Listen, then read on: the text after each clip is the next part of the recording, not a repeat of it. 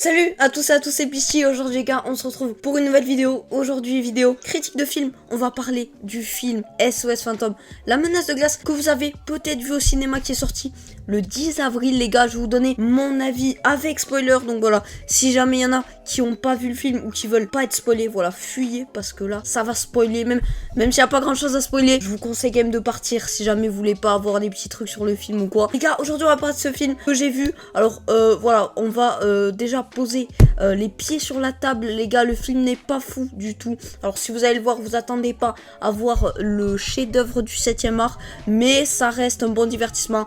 On va développer dans cette vidéo, on va parler des personnages, de l'histoire et tout. Donc n'hésite pas à lâcher ton meilleur pouce bleu si tu kiffes la vidéo, à t'abonner, ça fait extrêmement plaisir. Je vois qu'on est énormément sur la chaîne YouTube à venir, à vous abonner et tout. Donc voilà, n'hésite pas à t'abonner, à partager la chaîne, ça fait extrêmement plaisir.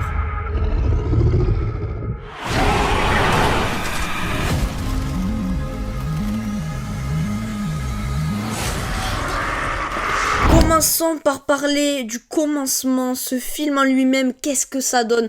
Voilà, pour moi c'est un reboot qui est pas très bien peaufiné, une saga qui se réutilise énormément d'éléments et les recycle. Dans le film, je trouve qu'il y a énormément de clins d'œil qu'on réutilise, qu'on avait déjà utilisé dans les autres films précédents, et je trouve ça très dommage de réutiliser tout le temps les mêmes éléments. Pour moi, alors en même temps j'ai marqué, je lis un peu les gars, pour moi le film commence très bien, le film commence très bien avec, voilà, l'image est juste là, avec justement cette scène dans New York un peu à l'époque, où on peut voir justement des gens parler et tout, et là on peut voir justement cette espèce de boule de glace qui va anéantir tout le monde. Alors pour moi, le début est très cool, l'intrigue commence bien, et après, ça va commencer à partir en cacahuète. On va commencer à parler justement par rapport à la fille, j'ai complètement oublié son nom, qui est juste là.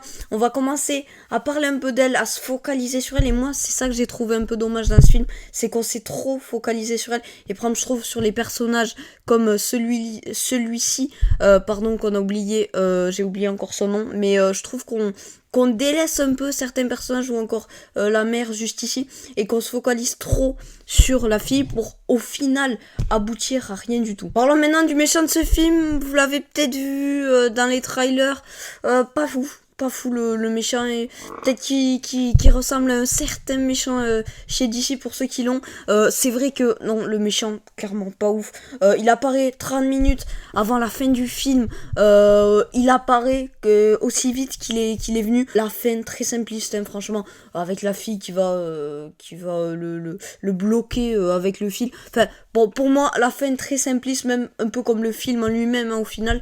C'est vrai que le méchant qui apparaît à la fin, je sais pas pourquoi ils ont fait ça. Le méchant qui on voit au début le début d'intrigue, pendant 1 heure on n'a rien par rapport au méchant, et à la fin il pop comme ça et il disparaît juste après. Donc voilà, j'ai trouvé le méchant très médiocre. Voilà, je sais pas ce que vous en avez pensé, j'ai pas trop kiffé.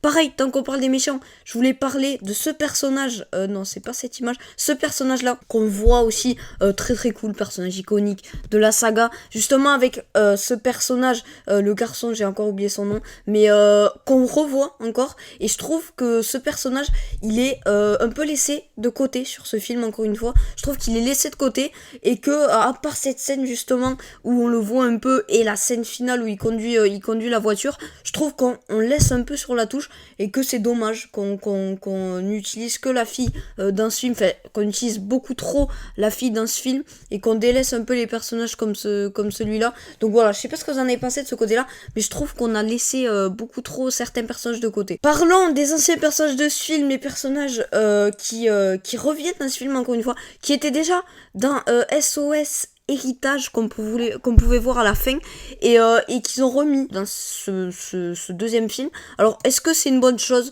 Je sais pas, franchement je sais pas. Ils apparaissent pareil à la fin, voilà, c'est vraiment clin d'œil, c'est pour les fans qui font ça, mais est-ce que c'est vraiment une bonne chose? Je sais pas. Est-ce que l'utilité était vraiment utile, à part peut-être ce personnage, j'ai encore oublié son nom, j'ai oublié tous les personnages dans ce film, mais à part certains personnages, J'ai quand même trouvé que c'était surtout pour les fans qu'ils ont fait ça. Est-ce que c'était vraiment utile? Je pense pas. Mais c'était toujours un bon clin d'œil de les remettre dans le film. Bon, pour terminer sur une note globale de ce film, SOS Fantôme, la menace de glace, on va dire que c'est un bon divertissement à voir en famille ou entre potes. C'est pas non plus un film qui m'a mis les étoiles dans les yeux comme on dit. Je dirais une bonne note. Je mettrais un 6 sur 10. Même si c'est pas le film de l'année, ça reste dans la moyenne. Un 6 sur 10, ça reste un bon divertissement à aller voir. Et si on pouvait comparer par exemple avec SOS Fantôme l'héritage, le premier épisode que j'avais beaucoup mieux aimé, j'avais préféré au premier qu'au deuxième, parce que je trouve que les personnages sont beaucoup mieux aboutis, ils sont beaucoup mieux mis dans le film, beaucoup mieux utilisés que dans le deuxième. Et surtout les méchants, je trouve qu'ils étaient beaucoup mieux dans les anciens. Ou par exemple on peut comparer aussi avec 7 SOS Fantôme qui était joué que avec des filles. Alors j'ai oublié le nom, je sais pas s'il y en avait un. Et avec Chris Hemsworth aussi, c'est vrai. Très bon film que j'ai trouvé plutôt cool comparé à La menace de glace qui pour moi fait un peu bâclé, surtout avec le méchant, les personnages et tout, même si ça reste un bon divertissement. Bref, j'espère que vous avez aimé cette petite vidéo critique sur le film SOS Fantôme, la menace de glace. Si vous voulez d'autres vidéos sur ce sujet, n'hésitez pas à me le dire en commentaire. Et sur ce, nous on se dit à la prochaine. J'espère que vous avez kiffé la vidéo. Moi je vous laisse, c'était Pisty. Tchuss.